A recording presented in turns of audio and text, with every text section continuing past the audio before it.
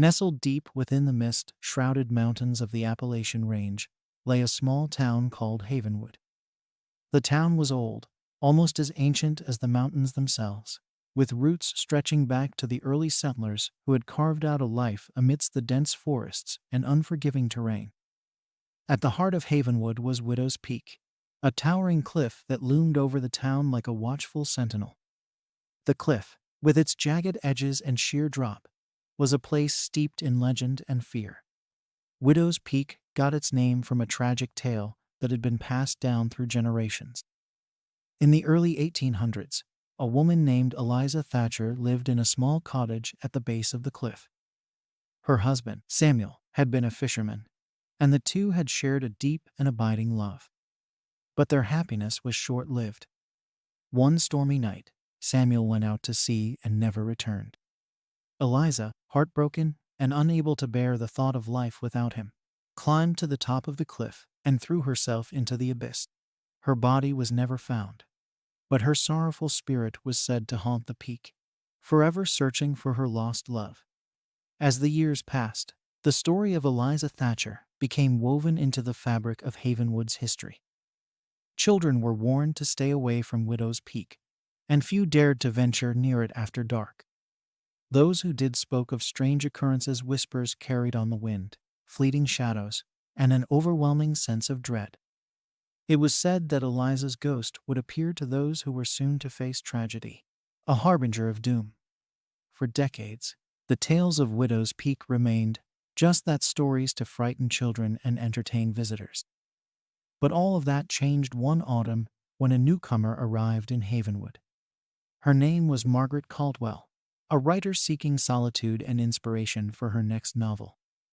Margaret was no stranger to the supernatural, having penned several bestsellers that delved into the unknown. When she heard the legend of Widow's Peak, she was intrigued. It was the perfect setting for her next story, and she was determined to uncover the truth behind the legend. Margaret rented a small cabin on the outskirts of town, not far from the base of the cliff. The townsfolk were friendly enough, but they were wary of her interest in the peak. They warned her to leave the legend alone, to let the dead rest in peace. But Margaret was undeterred. She had faced down her fair share of haunted houses and cursed artifacts. A cliff with a ghostly legend was nothing she couldn't handle. As the days turned to weeks, Margaret immersed herself in the history of Widow's Peak. She visited the local library, interviewed the town's elders, and even hiked up to the top of the cliff. But despite her research, she found little evidence to support the ghostly tales. There were no documented sightings of Eliza's ghost, no tragic accidents linked to the cliff, nothing that could explain the pervasive fear that gripped the town. Then, one night, everything changed. Margaret had been working late into the evening, poring over her notes by the dim light of a flickering candle. The wind howled outside, rattling the windows of her cabin, and the shadows seemed to dance on the walls. Suddenly, the temperature in the room plummeted, and the air grew thick with the scent of salt water. Margaret's breath hitched as she heard the sound of footsteps, soft, hesitant, approaching her from behind. She turned slowly, half expecting to see nothing but the empty room.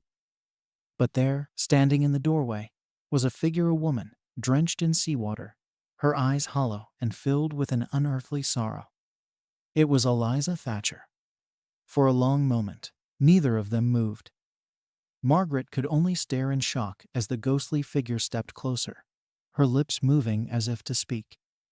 But no words came, only a low, mournful wail that sent chills down Margaret's spine.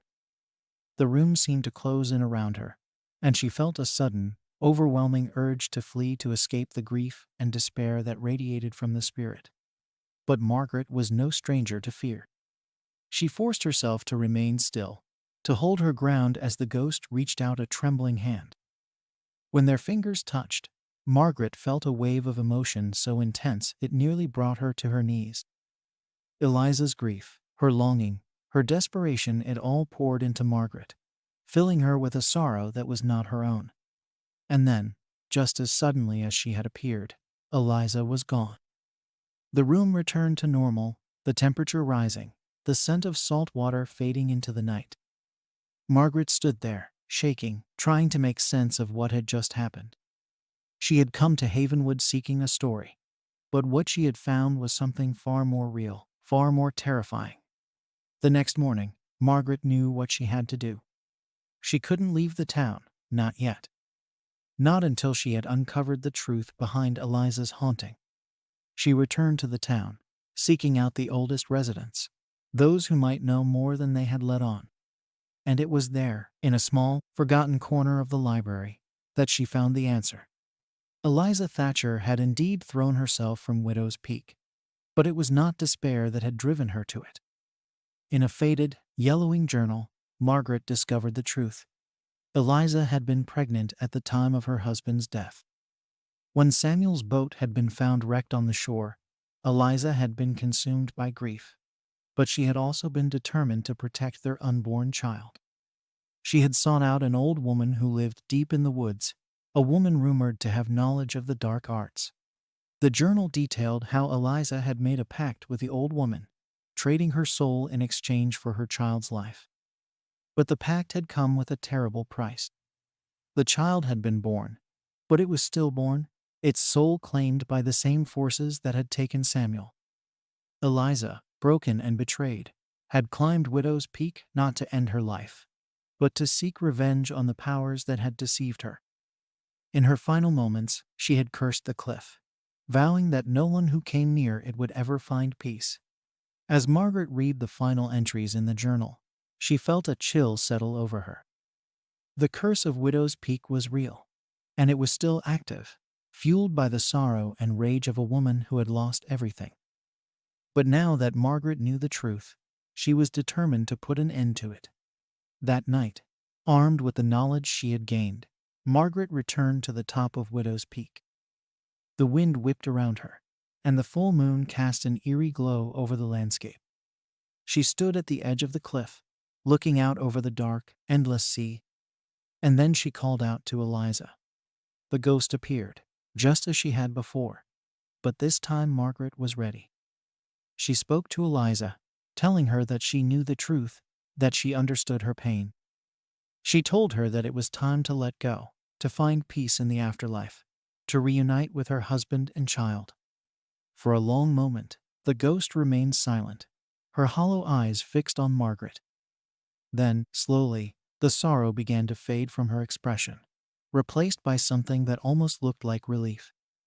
The air around them grew still, and for the first time in over a century, the wind at Widow's Peak was silent.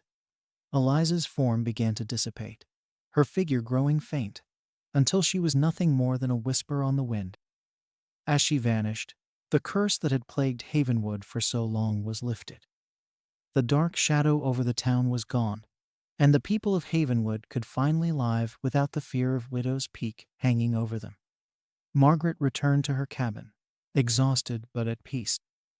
She had come to Havenwood seeking a story, but she had found something far more important. She had laid a restless soul to rest, and in doing so, she had freed an entire town from the grip of a centuries-old curse. As she packed her belongings and prepared to leave Havenwood, Margaret looked back at Widow's Peak one last time.